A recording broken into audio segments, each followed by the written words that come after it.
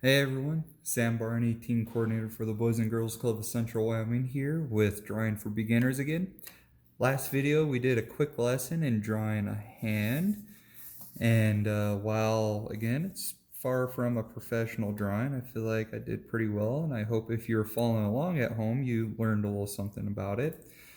Since then, I've just been practicing, and even at one point, I did a self-portrait, which I am pretty proud of. I feel like I was pretty spot on with this. Got in all the detail I needed, and I was just happy with that. But anyways, today we're gonna go over some stuff, and again, I know that some of you or most of you are at a much higher level than I am, so just bear with this total amateur here. Today, we're just going to go over some basic sketch pencils that I picked up in a cheap little Walmart pack, and then we're going to go over some basics of shapes. To get us started off with, I have my what is an HB pencil here. And the HB pencil is just a good all-around pencil. I mean, it's just like any normal pencil you'll pick up in any regular pencil pack. As you can see here, the number 2 pencils are also an HB pencil.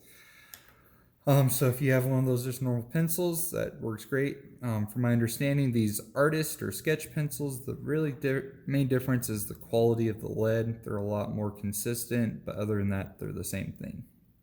Next is what are, I guess, the B grade pencils, or I'm not exactly sure what their brand or whatever that is called, but these pencils are a softer lead than your normal HB pencil, and they go in grades of numbers. The higher the number, the softer and darker the lead's going to be. So I have my 2B pencil here, and as you can see, I just did a quick little shade, and it's pretty light. It's actually much lighter than the HB. Drew a quick circle, and it's actually what I feel like a softer line than what the HB does. So that's my 2B pencil. Next is my 4B pencil. And as you can see, I was applying about the same amount of pressure and is much darker than the 2B. Same with the circle here. So again, as the numbers go up, the darker it's going to put down on the paper. The softer the lead, the darker it goes down, all that good stuff. Then we have our 6B here.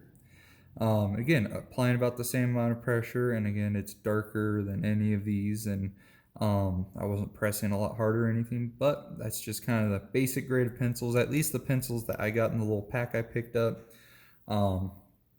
But for the time being, we're just going to stick to the normal everyday HB pencil. And I also got an eraser with the pack, and I've just been practicing with that. So let's go ahead and move into shapes. So basically, again, repeating myself from the last video, but drawing, if you draw anything, it's shapes. Everything you draw is shapes. Again, in my hand video, I was talking about how your hand down here is it's basically a circle. Not a perfect circle, but it's close enough. It gets you a start. And then your fingers are going to be little ovals, and you just attach those ovals and go up. And then once you get all those shapes put in, you just start connecting it and just filling in, and it just all kind of comes together. But one of my goals is to eventually get to the point where I'd love to be able to draw a 3-dimensional, good-looking hand. But until I get to that point, I have to do a lot of practicing. I have to practice my circles, my ovals. I have to start working on making them 3-dimensional. Probably gonna ask Sherman to teach me how to draw a sphere at one point, so I can learn that and then just start making my stuff better. And hopefully as I go, I can teach you guys as we're going along with this. But to start with, we're just gonna draw a 3D square here. So I drew up a pretty quick one. It's not perfect by any means, but you kind of get the point. So going down here, we can kind of see how I went along in kind of a sequence. I started off with some lines, and the important thing about drawing this stuff is trying to make them as parallel as possible. We have parallel lines here, and then I moved on, added on 2 more lines here, making them parallel. Got a nice little square here. Then went up here, and then I started extending parallel lines as well.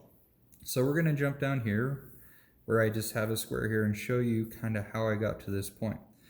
Now for starters, you can just throw off a nice straight line really any direction.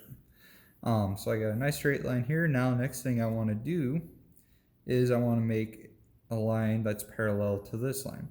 So I came off about this angle and went up about like that. So that looks fairly decent. Now take this line, I'm going to put it up here. And hopefully if I did it right, I can just connect the points. And there we go. I kind of missed it by a little bit, but nice and parallel, nice and parallel. Then we do the same thing right out here. So we're just going to drop our line straight down. It's not going to go all the way because we're looking at it, it's kind of further behind. So we're looking at an angle.